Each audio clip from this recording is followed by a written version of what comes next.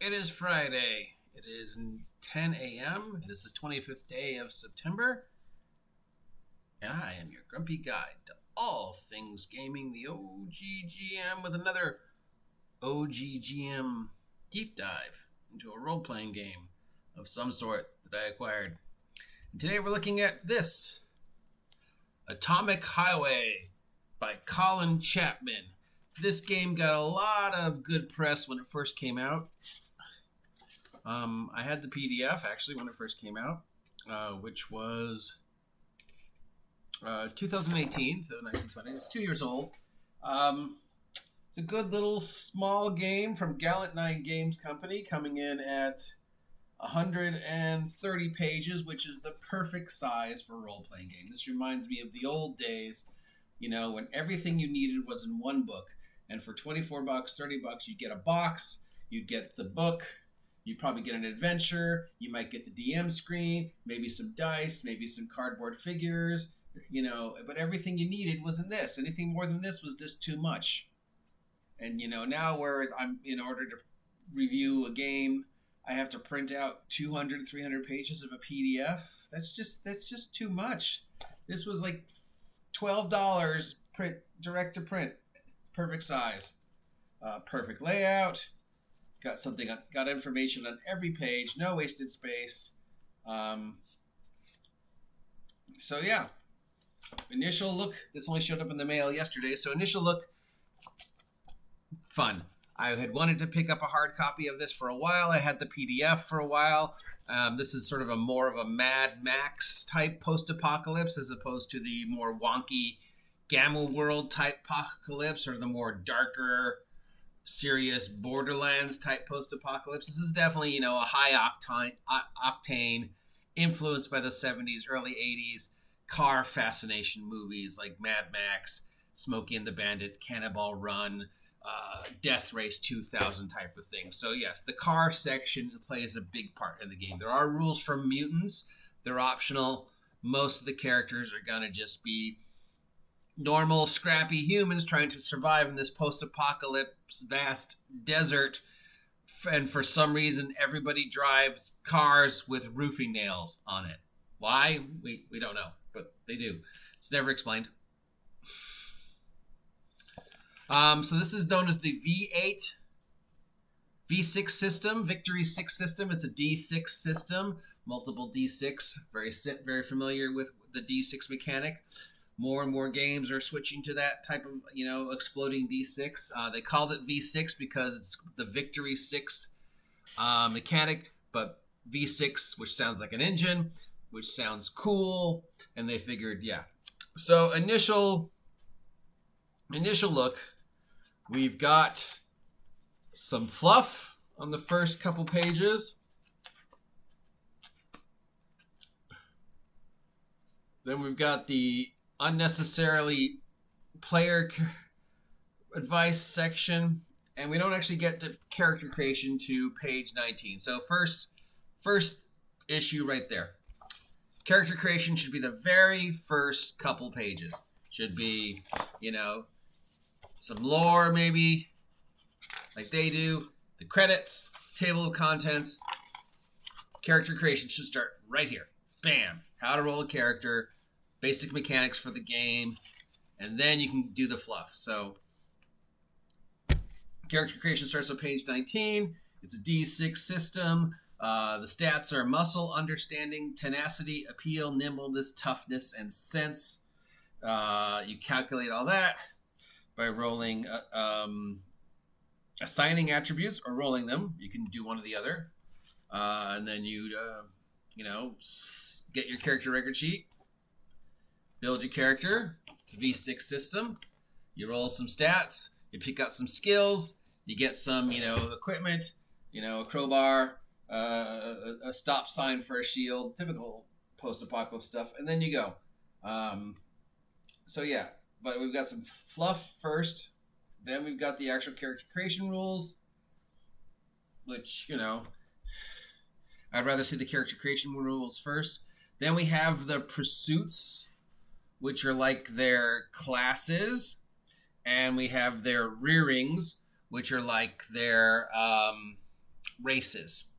So, what were you before you went to go adventuring? That's their rearings.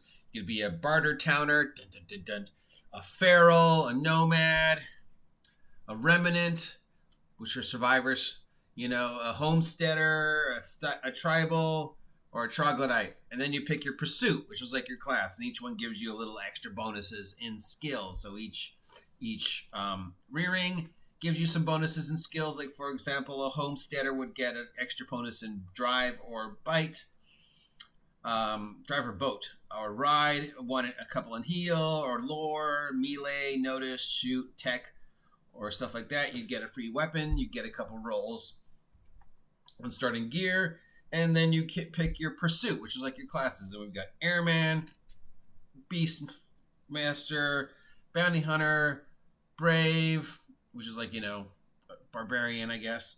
Greaser, who's the tech guy. Haulers is the guy who drives around carrying stuff, your Mad Max. The Healer, the Lore Keeper, the Outrider, who's also your Mad Max. The Pit Fighter, the Raider, which sounds a lot like the Outrider. You got your Road Warrior, your Scavenger, your Sentinel, your Shaman, your Skulk, your Wastelander. A lot of the classes sound sort of the same. I mean, what's the difference between a Wastelander and a Road Warrior and a Scavenger? So, yeah. Some issues. And then we have the section on attributes and skills, what the attributes mean, how you generate them, what the skills are, what they mean, how you get them. Then we have the optional mutation table. So this is optional, which means it should not be here. It should probably be at the end. But other than that, the mutations are simple, and there's only like 2 pages of them, so it's obviously not a major aspect of the game. Then we get to the gear section, arms and armor, and then we get to the heart and soul of the game, the vehicles. And that is obviously the largest chunk of the game, because this is sort of a Road Warrior, Car Wars type of game. And, it lets you either buy a pre-built, or it gives you points to build your own system of cars. And then we have a section on scavenging with lots of nice random tables. I like this. I'm digging in the dirt. I'm walking down the street. I see a thing. I walk into it. What do I see? Roll. Oh, you find 50 pounds of seed and a bottle of whiskey and 2 rugs. And obviously in this kind of game, scavenging is the source of, money. And then we have the basic rules for the system, which should have been before the equipment section, how the V6 system works. We got some rules on action, how to run the game, how to do different things, outcomes, damage, hazards, crashing your car. Look at that. I mean, that just inspires a Mad Max right there. So, yeah. So initial reaction, I like that it's small. I like the layout. I like that there's no wasted space. I think the sectioning could have been different. I would like to just see that, rules should be first. Bam, right after table of contents, just instantly go into character creation and have examples as you're going to the character creation of, this is Road Dog. And Road Dog starting his adventuring career. So first we're going to Road Dog steps, adventure, example, to talk you through the steps on the character record sheet. So by the time you get to the end of the character creation system, not only have you created a character, but you have a general understanding of the V6 rules. That's what I like to see. Any game that does that is going to earn extra points for me. But yeah, the layout could do a little work. The art, excellent, very simple, straightforward.